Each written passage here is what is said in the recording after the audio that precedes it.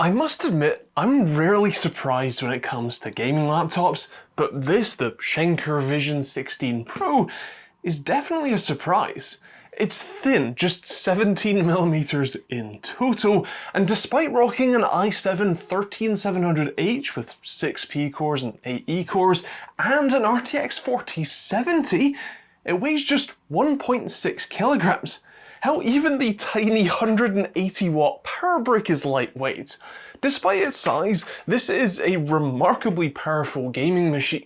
Of course, physics is physics, but I'm still quite impressed at what this thing can do. Let me walk you through this whole thing, starting with the performance. As I mentioned, this is rocking an i7-13700H. Specifically, that is a 45-watt TDP with 6P cores and 8E cores. I've also spec'd this with 32GB of DDR5 4800 RAM here, which is definitely the configuration I would recommend. Of course, being a 45-watt chip, it's unlikely to keep up with the considerably higher TDP variants like the 13700HX, but in Cinebench, you find that it's the same sort of single-core performance, albeit quite slow on the all-core front. It came out a little slower than the 6900HX, a now multi-year-old 8-core CPU from AMD. Of course, since it's only sipping power by comparison, that's pretty good. Blender is very much a similar result. It's definitely not a workstation powerhouse, but I mean, considering that it isn't much thicker than something you'd find with an Intel Evo sticker on it, that's kind of remarkable. The thing that surprised me the most here is that even in the enthusiast performance mode, which is what I did all my testing in, the Vision 16 Pro had the lowest peak power consumption and the lowest peak temperatures. The 13700HX in the Helios Neo 16 drew nearly triple the wattage, while not quite offering twice the performance. And it was 30 degrees Celsius hotter. This thing is remarkably quiet too. It's hardly fanless, but compared to my usual fare of thick boy gaming laptops, this was whisper quiet. I'm really quite impressed. When it comes to the gaming performance, the most important thing that you should know is that the RTX 4070 laptop GPU that's in here is the 70-watt, or I suppose 95-watt with dynamic boost included variant. Most models that I've reviewed are the 140-watt version, so you should temper your expectations here. I'll start with the native 1600p resolution performance. Across the 7 games that I regularly test with, the Vision 16 Pro averaged almost exactly 144 FPS. Admittedly, CSGO and Siege do pump that up a fair bit. It's more like 100 FPS average with the rest of the games, but still that is remarkably playable. The esports titles will even saturate the 240Hz display, which is fantastic, and again, for how thin this thing is, that's pretty incredible. At 1080p, for comparison's sake, in CSGO the Vision 16 Pro doesn't look like it's holding up too well. CSGO is a super CPU heavy game, and especially when the GPU robs up to 25 watts of the CPU's power budget, performance is going to suffer. Still, a touch over 300 FPS average is more than adequate for a playable experience. Cyberpunk has the Vision 16 Pro a little closer to the rest of the pack, at just shy of 100 FPS average.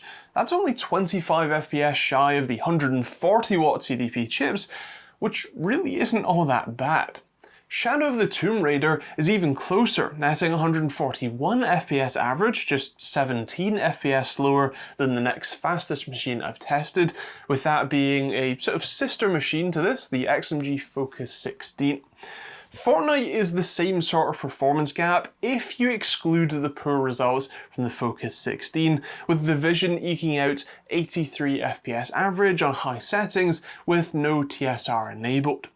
Microsoft Flight being more CPU bound does hurt the Vision's performance in comparison, running around 80 FPS average compared to the other chips hitting more like 110 to 120 FPS average. Still, for the size of the machine, I really can't argue. HITMAN 3 is quite a shocker since its built-in benchmark splits out CPU and GPU performance rather nicely, because the Vision 16 Pro outperforms both of the RTX 4060 based machines, netting around 5 FPS more than the Focus 16. The 1% lows do suffer a little bit though, thanks to that slower CPU, but that's excellent news. Lastly, in Rainbow Six Siege, you'll find the Vision 16 Pro isn't too far off from the Helios Neo 16.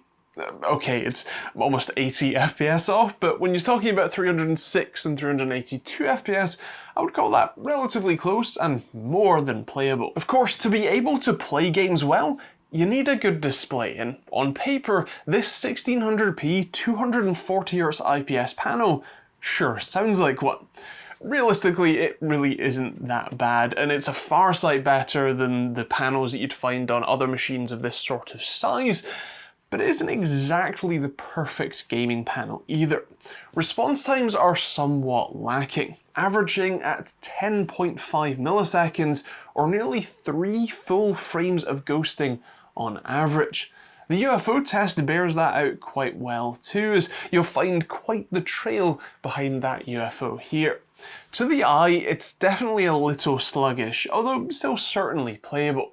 I found it a little difficult to line up shots perfectly, although since I now have moved to an OLED for my main gaming monitor, my reference point might be just a little bit skewed. Strangely, it isn't exactly the perfect content creation display either, with a quoted 95% coverage of the sRGB spectrum, which in my testing it does actually do a little bit better than that at 97% and with a perfectly good delta E of just 1.36, but I think that I would like to see that more like 95% of the DCI-P3 spectrum and maybe a 165Hz refresh rate instead, as I think that would be a little bit better sort of balanced for this machine.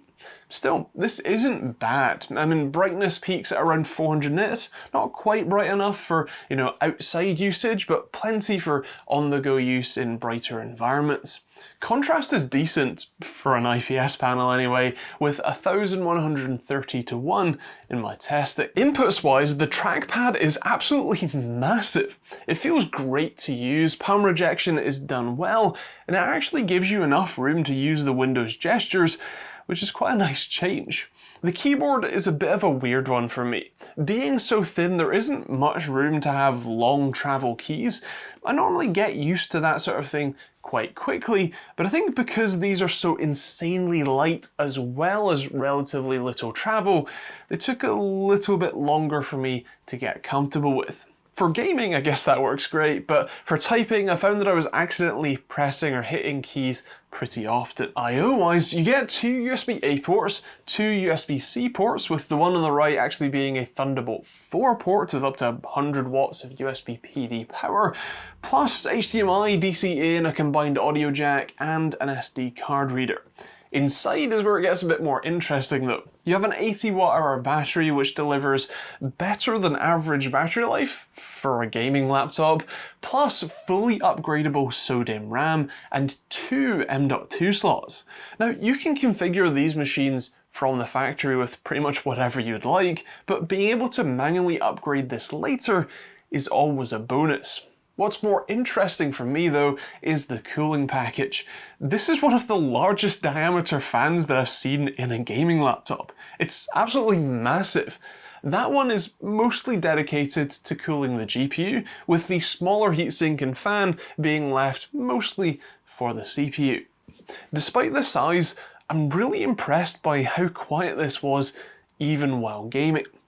Again, it is hardly silent, but compared to most gaming laptops, it really isn't that bad, and especially considering the thickness, the air movement noise isn't too whiny or, kind of that sort of annoying sound that you often get with this size of laptop. So very good job, Schenker. Of course, the last and likely most crucial point is how much this thing costs. As tested with the Samsung 990 Pro 1TB SSD, the RTX 4070 laptop GPU, and 32GB of DDR5 4800 RAM, it set you back nearly €2,700, easily over £3,000 once you pay the import tax. that's a hefty premium to pay over the slightly larger and more performant XMG Focus 16, which is around 2250 euros instead.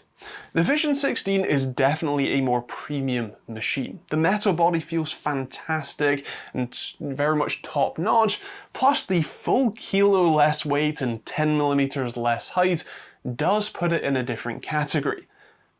But at the same time, I'm not sure that I could justify that difference. I'm not the target market for this, so take my opinion with a pinch of salt, but I am somewhat struggling to work out who needs between 50 and 80% of the performance of a gaming laptop while still being fairly thin and light, and who'd be willing to pay the hefty price premium.